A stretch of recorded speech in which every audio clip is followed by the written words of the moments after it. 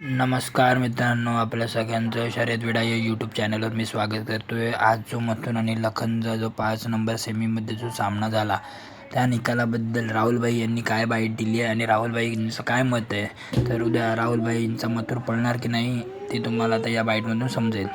तर चला आपण ती बाईट काय आहे ते बघूया। सेमी 5चा मथुर आणि लखन आणि त्याच्या विरोधात जे नंदी होते भवानी आणि एक त्याचं नाव नाही मला भवानी भवानी आणि एक नंदी होता। तर खरं तर त्या दोन्ही नंदींचं तोंड लागलेलं आहे।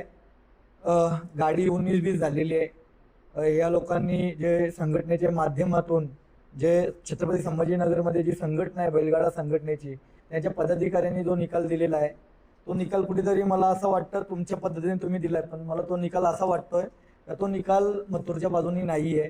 कुठेतरी आमचा 19-20 मध्ये पराभव झालेला आहे।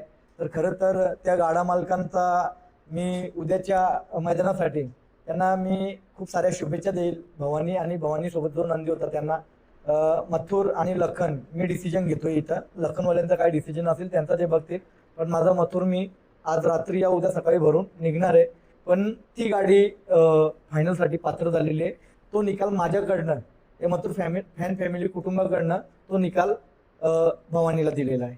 जय श्रीराम, जय शिवराय। कारण की जर मी आज या संघटनेच्या माध्यमातून अखंड महाराष्ट्रभर काम करतोय ना मी स्वतः चुक्या करत असेल तर मी स्वतःला या लाईफमध्ये बैलगाडा मालक, चांगला बैलगाडा मालक म्हणून कधीच मी संबोधित करणार नाही। माझ्या घरातून सुद्धा फॅमिलीचे कॉल आले, आपला निकाल नाही आहे, तो आपला निकाल नाही पाहिजे आपल्याला, काही असू द्या, पुढच्या टायमाला नक्कीच या मराठवाड्यांसाठी पुन्हा एकदा येईल, नक्कीच प्रयत्न करेल फायनलसाठी पात्र करायचा आणि कपाळा गुलाल लावायचा।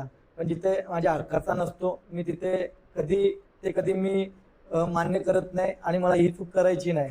माफ करा काही चुकलो असेल तर, पण उद्याच्या मैदानासाठी खूप साऱ्या जेवढ्या पण फायनलसाठी पात्र झालेल्या गाड्या सगळ्यांना माझ्याकडून शुभेच्छा असतील आणि प्रत्येक नंदी चांगल्या रीतीने पळाला, गटाला हार झाले त्यांना पण शुभेच्छा। याच्या पुढे अजून काहीतरी आपण पुढे कमी पडलोय ते बघा, सेमीला हार झाल्यात त्यांना सुद्धा मी शुभेच्छा देतोय।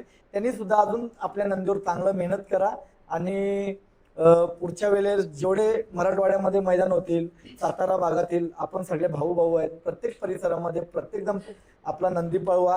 प्रत्येकाने जेवढी फॅन फॅमिली कुटुंब आहे, जेवढे शेतकरी वर्ग आहे, हा बैलगाडा क्षेत्राचा ग्लॅमर आहे। अखंड महाराष्ट्रभर 14 देशात काय बैलगाडा क्षेत्र आहे हा दाखवून द्या। कारण की या क्षेत्रामध्ये माझे अजून किती वर्ष असतील ते फक्त मथुर ठरवणार आहे। आणि जी फॅन फॅमिली कुटुंब आहे, काही चुकलं असेल पुन्हा एकदा माफ करा। जय श्रीराम, जय शिवराय। आपल्याला हा व्हिडिओ कसा वाटला ते मला नक्की सांगा।